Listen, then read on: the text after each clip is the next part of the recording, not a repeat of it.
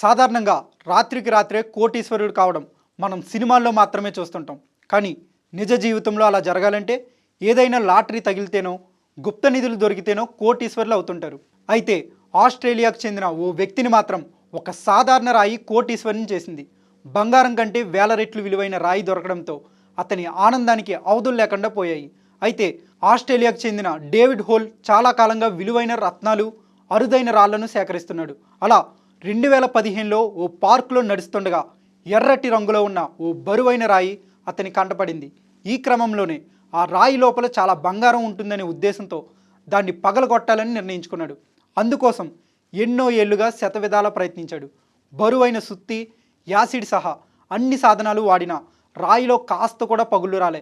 ఇక ఆ రాయిని పగలగొట్టడం సాధ్యం కాదని నిర్ణయించుకున్న డేవిడ్ చివరికి దాన్ని మెల్బోర్న్ మ్యూజియంకి తీసుకెళ్లి చూపించాడు. అక్కడ ఆ రాయిని పరిశీలించిన పురావస్తు శాస్త్రవేత్తలు అతడు తీసుకువచ్చిన రాయి బంగారం కంటే వేల రెట్లు విలువైందని గుర్తించారు.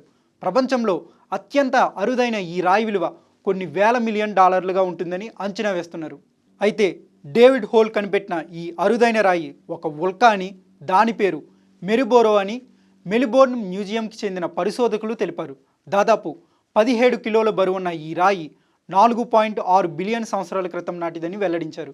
నికెల్, ఐరన్ మూలకాల మిశ్రమైన ఈ రాయి అంగారకుడు, బృహస్పతి గ్రహాల మధ్య ఉన్న ఉల్కా బెల్ట్ ద్వారా సుమారు 100 నుంచి 1000 ఏళ్ల మధ్య భూమికి చేరి ఉంటుందని విశ్లేషిస్తున్నారు. ఈ ఉల్క ద్వారా సౌర వ్యవస్థలో అంతు చిక్కని రహస్యాలను అధ్యయనం చేయవచ్చని పేర్కొన్నారు. డేవిడ్ హోల్ ఆవిష్కరణ అత్యంత అరుదైనదని, దీని విలువ $1 ట్రిలియన్ ఉండవచ్చని పరిశోధకులు లెక్కగడుతున్నారు. అయితే ఇన్నాళ్ళు తన వద్ద ఉన్న రాయి బంగారం కంటే వేల రెట్లు విలువైందని తెలియడంతో డేవిడ్ హోల్ ఆనందానికి అవధులు లేకుండా పోయాయి.